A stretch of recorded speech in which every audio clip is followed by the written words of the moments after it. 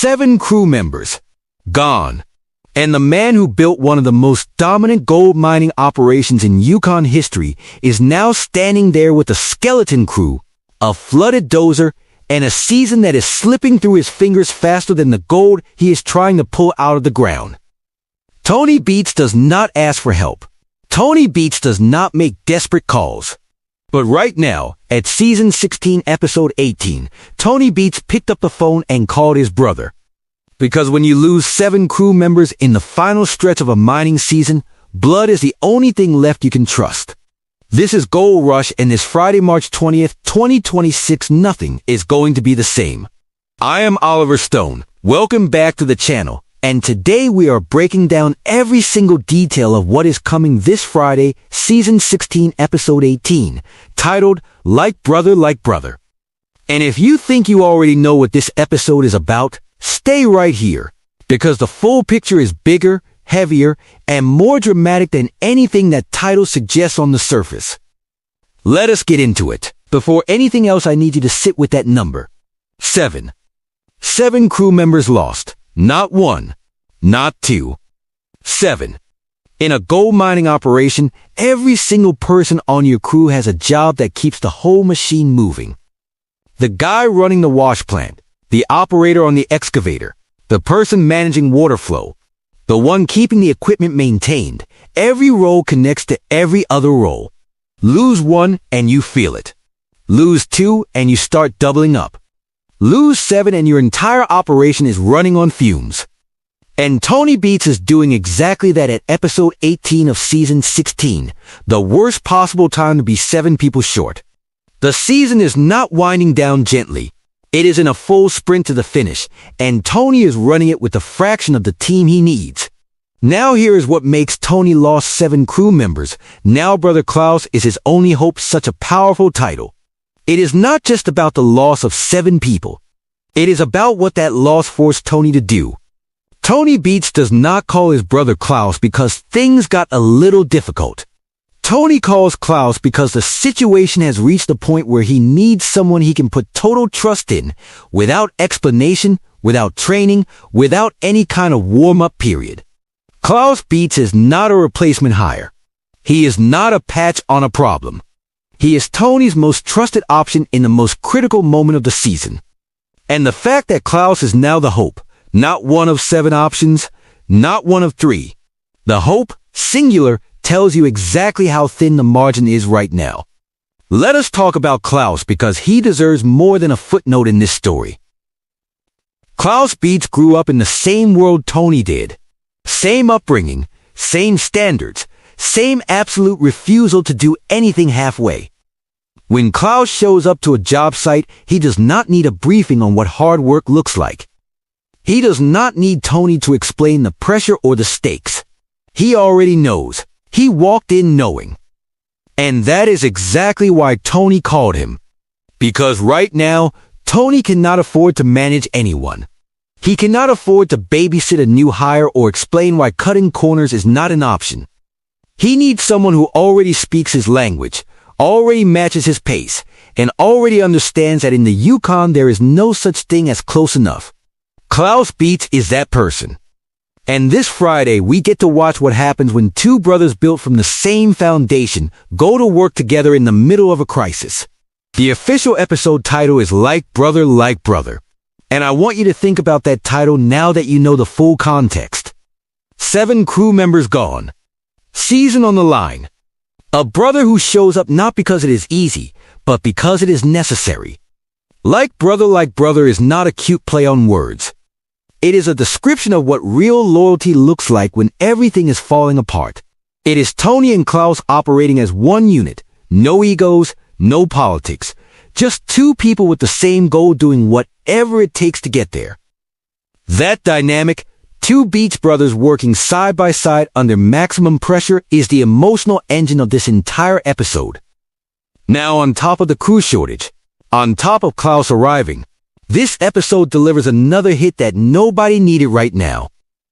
The dozer gets flooded, and the rescue mission to save it goes completely off the rails. I want you to think about what that means for an operation that is already running 7 people short.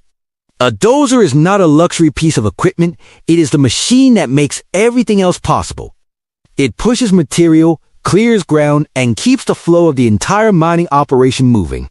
Without it, production slows. Without production, gold stops coming out. And without gold coming out at episode 18 of season 16, Tony's entire season is in jeopardy. The rescue mission going off the rails adds a layer on top of a layer. You already have a short-staffed team being stretched beyond its limits. Now that same short-staffed team has to deal with an equipment emergency that demands more from them than they currently have to give. The people still on that crew are already carrying the weight of 7 missing colleagues. And now they are being asked to rescue a flooded dozer at the same time. Tony lost 7 crew members. Now brother Klaus is his only hope. And Klaus walked straight into the middle of all of that the moment he arrived on site. And yet, here is the part that makes Tony Beets unlike anyone else in this game. Through the crew shortage, through the flooded dozer, through the rescue mission falling apart, Tony is stacking gold bricks. Actual gold bars, smelted and stacked, going up on that wall. That gold wall is the proof that season 16 has been productive enough to process and form real bars of gold. And the fact that it is happening simultaneously with everything else collapsing around him is not a coincidence.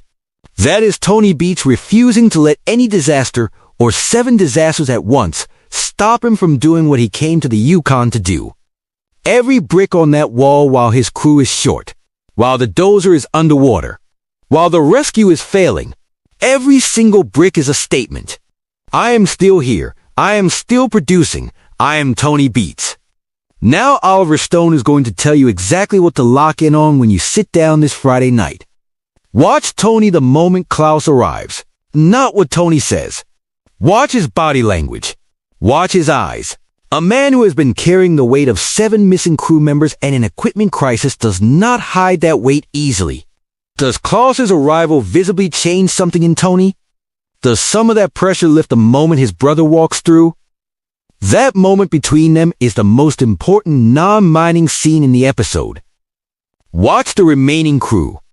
7 people are gone and the people still there are doing the work of a full team. Are they holding it together? Are they cracking under the pressure? The crew that is still standing in episode 18 despite everything is the unsung story of this episode, and their performance will show you how deep the damage of those 7 losses truly goes. Watch the exact moment the dozer rescue falls apart. There will be a clear turning point. A moment where everyone on that rescue team realizes the plan is not working and the situation is getting worse. How Tony responds to that moment. Does he explode? Does he go quiet? Does he pivot immediately? That response tells you everything about where his head is at in the middle of all of this. Watch every single gold brick that goes on that wall. Because in the context of everything happening in this episode, each one of those bricks means more than gold. It means survival. It means Tony Beets is still standing. And it means that no matter what this season has taken from him, the crew, the dozer, the peace of mind, it has not taken his ability to produce. This is Gold Rush Season 16, Episode 18. Like Brother, this Friday, March 20th, 2026. Tony lost 7 crew members. Now brother Klaus is his only hope. A season in crisis. A brother who answers the call. A dozer swallowed by a flood.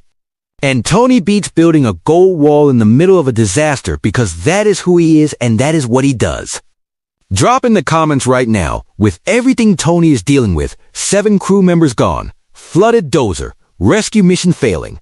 Do you think Klaus makes enough of a difference to save this season, or is it too little too late? Oliver Stone wants to know where the Gold Rush family stands before Friday night.